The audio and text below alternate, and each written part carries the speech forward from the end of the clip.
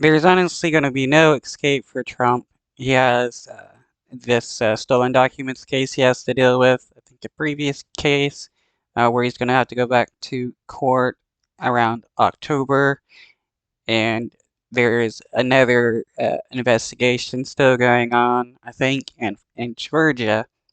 So Trump has really ruined himself. Welcome to Meet the Press Now. I'm Gabe Gutierrez in for Chuck Todd in Washington on a historic day and a fraught moment in this country. For the first time in American history, a former president has been indicted on federal charges. And not just any former president. He's also a declared candidate for president and the current frontrunner for the Republican nomination. A short time ago, the Justice Department unsealed a... Well, Trump better hope that if a Republican becomes president, that they will be kind enough to pardon him after he gets convicted. 37-count indictment against Donald Trump. A 49-page document filled with evidence, photographs, text messages, transcripts of audio recordings, witness accounts, and more. Taken together, it paints a damaging portrait of reckless and criminal behavior in handling some of the nation's most vital secrets.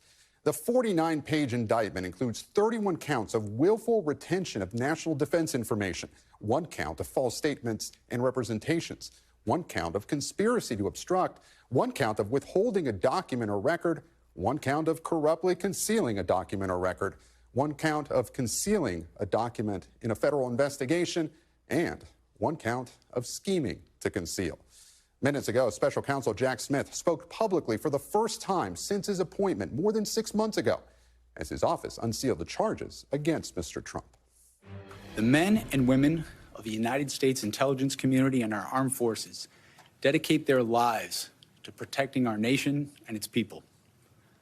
Our laws that protect national defense information are critical for the safety and security of the United States, and they must be enforced. Violations of those laws put our country at risk. Adherence to the rule of law is a bedrock principle of the Department of Justice, and our nation's commitment to the rule of law sets an example for the world.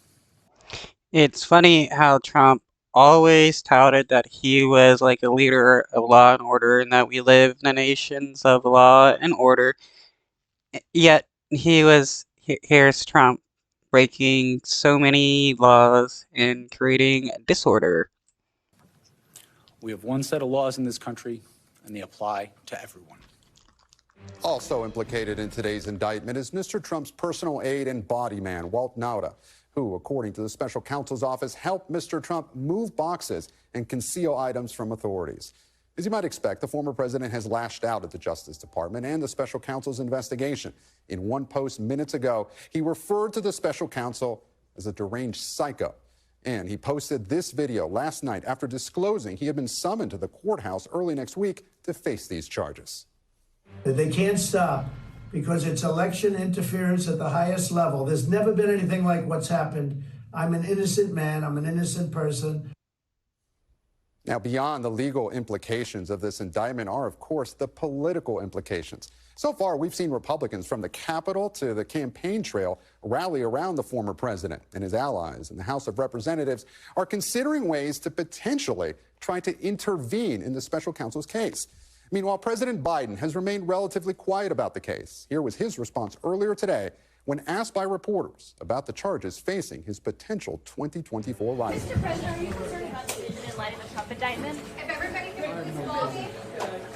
President Biden, have you spoken to Attorney General Merrick Garland yet? I've not spoken to him at all. I'm not going to speak to him. No comment on what happened.